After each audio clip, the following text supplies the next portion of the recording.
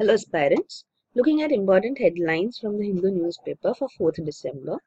On the front page you have this news, court restrains Rajapaksa from functioning as PM. So this is in Sri Lanka. The Sri Lankan leader plans to move Supreme Court against the order too. So this is the entire timeline. We have seen how in Sri Lanka the political crisis resulted in the president calling for the house to be dissolved as such too.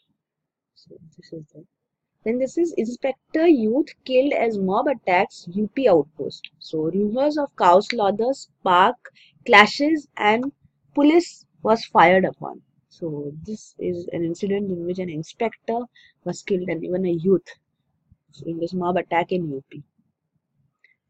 Then this is Gujarat encounters. Supreme Court takes up plea for SIT probe, Special Investigation Team probe. So independent probe or investigation is sought into incidents from 2003 to 2006.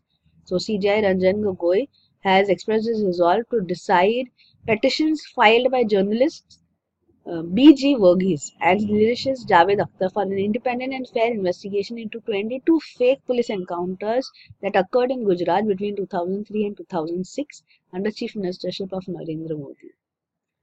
Then this is Qatar to quit OPEC next month. So OPEC is the oil cartel, Organization of Petroleum Exporting Countries. Qatar is going to quit this multilateral organization. On page 2, you have this news. Sitapur victim could have been saved, says NHRC, that is National Human Rights Commission. So it has sent notices to UP government and the DGP over the woman who was set ablaze. So it was a molestation case. The molestation victim was set on fire by the attackers when she was going to lodge a complaint. So this is the incident which happened on December 1. So NHRC, the Human Rights Commission, is looking into it. Then this is Kathua tense as mob torches struck alleging cattle smuggling. So this is in Kathua in Jammu and Kashmir. So here also bid to block Jammu Pathankot highway foiled by the police, but the mob torch struck as such. So again cattle smuggling and cattle slaughter is seeing a wave and rise of violence on those issues. Then on page 5 you have this news. Sailing progress of world navies on show. So 31 countries are taking part in Admiral's Cup Regatta 2018 off Kannoor's Ertikulam Bay. So this is in Kerala where countries are taking part in this with their sailboats, you can see.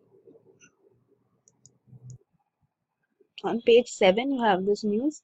5.8 ton GSAT-11 ready for launch. So this is part of ISRO's new satellite fleet for high-speed internet services. But GSAT-11 is 5.8 tons, more than 5,000 kg. So this is going to take off from French Guiana. The Orion rocket would lift it off of European Space Agency. So French Guiana is in South America, where is the European base for satellite launches. On the editorial page, the first editorial is Uneasy Fields. So this is regarding farmers' distress. It says, in order to address farmers' distress, the entire agricultural chain needs a reboot. And the second editorial, Tariff Truce. So this is regarding the truce in the trade war between US and China. So it says the US and China must use the next 90 days to close the trade war in a way that benefits both. The lead article, Two Punjabs, One South Asia. So this is regarding Punjab of India and Punjab of Pakistan. So this is regarding the Kartarpur corridor basically, which has been proposed between India and China. So between India and Pakistan. So India-Pakistan rapprochement and the South Asian future require subnational engagement, starting with Punjab. So subnational engagement means not country to country, but within the country regions can engage, as has been seen in the Kartarpur corridor case. And this is secular democracy in peril. So it says Indian politics today reminds one of the first decade of the existence of Pakistan, when secular democracy was in danger. Then on the op-ed page, here you have Make Planning Fashionable Again. So this is an article which argues that withdrawal of planning, the Planning Commission has been replaced by Niti Aayog now. So it says withdrawal of the Indian state from economic decision making has had consequences on industry. And this is the boundaries of ethics. So this is regarding He Jiankui, the Chinese scientist who has claimed that he has used genetic editing on twins to prevent them from contracting HIV. So the article says that he should be rapped but not condemned. Means there should be reprimand, but he should not be condemned in the sense that he's not done something wrong. There is need for going in that direction to gene editing for babies to prevent diseases. Then this is publishing with impact. How Indian journals can compete with international ones. So again, you should remember in this article too that why it is reprimanded is because this gene editing has been done without sufficient study or sufficient experiment on the consequences of gene editing. So if gene editing results in something monstrous or something which cannot be have been imagined or which was not forewarned, then it is a consequence. It's affecting the life of a person. So that is why proper study and reports have to be prepared, giving details, looking at the success of the experiment or whatever technology or technique is being used, and only then it can be used for any practical purposes. Then this is publishing with impact, how Indian journalists can compete with international ones. Then on page 11, this is actually an interview regarding India-Bhutan relations. The new foreign minister of Bhutan is having this interview given. And this is services agree on permanent chair. So this is Chiefs of Staff Committee, which will get full-time head to improve joint manship. So Army, Navy and Air Force, all three coming together. So this is a Chief of Staff Committee, which will get a full-time head.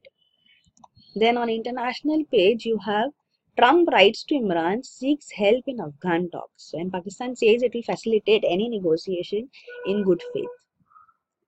And this is regarding Qatar. It says gas remains our top priority. So it says we don't have great potential in oil. So as we discussed on the front page, it is withdrawing from OPEC.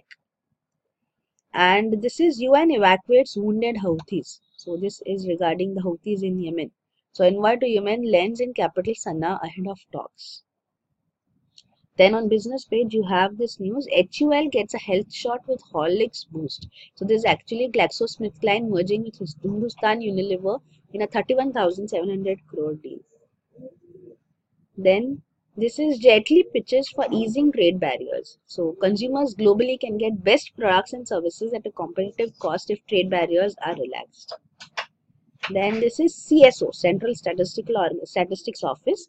So it says CSO source data must be respected. So current GDP growth is on upward curve, is what the Finance Commission chairman also says. And this is e-commerce firms need not collect tax from unregistered vendors. So the GST Council has issued clarification on tax collected at source. On page 14, you have manufacturing PMI hits 11-month high in November. So this has been aided by rise in new orders and output. Then on the last page, you have this news. NASA spacecraft arrives at ancient asteroid. So after 2-year chase, NASA spacecraft arrived on the ancient asteroid Bennu. So this is Orisis Rex, which has pulled within 19 kilometers of the diamond-shaped space rock. And this is first manned Soyuz mission to ISS since October failure. So this is the first manned mission now. The October mission had failed. So the 3 astronauts here will spend the next 6.5 months on the space station, the International Space Station, ISS. So these are the important headlines from the Hindu newspaper for today. For detailed coverage of current affairs, you can visit our website aashah.com, and in the current affairs section here, you can avail the details. So here in the headlines video below, you have the details regarding the current affairs course. And also you can download the PDFs which are uploaded here on a daily basis. So by the end of the day, the daily PDFs would also be available. So you can access them. So that is it. Thank you.